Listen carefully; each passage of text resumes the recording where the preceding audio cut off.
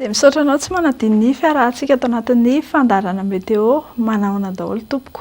Mbola ato anatin'ny volinandrom-pahavaratra tanteraka isika eto Madagasikara amin'izao fotoana izao raha araka ny sarin'ny zana-bolana izay azo androany ary misy andian-drahona somary mitsitokotoko saika manerana ny nosy. Araka izany dia toy izao manaraka izao ny toetr'andro no vinavinaina ao amin'ny rapitso faha-roapolo ny volana desambra 2024. Somary ho betsaka ny orana tandrifin-drahona amin'ny faritra avaratra andrefan'ny Madagasikara iny.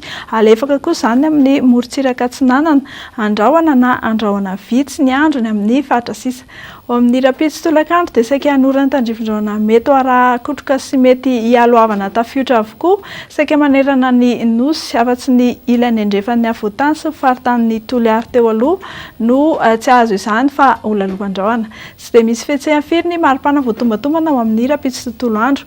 Ao amin'ny rapitso maraina izao araka izao tarehimarika izay hitantsika amin'ny sary izao dia 17 hatramin'ny 17 degré celsius ny maripana voatombatomana eto Madagasikara. Ao amin'ny rapitso tolakandro dia 13 degré celsius ny maripana ambony indrindra hitantsika any amin'ny Maheva-tanàna any. Ny aty amin'ny atotany kosa mandina ny 14 na 19 degré celsius. Raha evoaka ivelan'ny Gasikara indray ianao dia ireto ny toetr'andro vao vinavina ho an'ireo tanàn-dehibe vitsivitsy. Izy ny zavotany vao maraina ny Milan any fa ho tsara ny andro aorian'izay.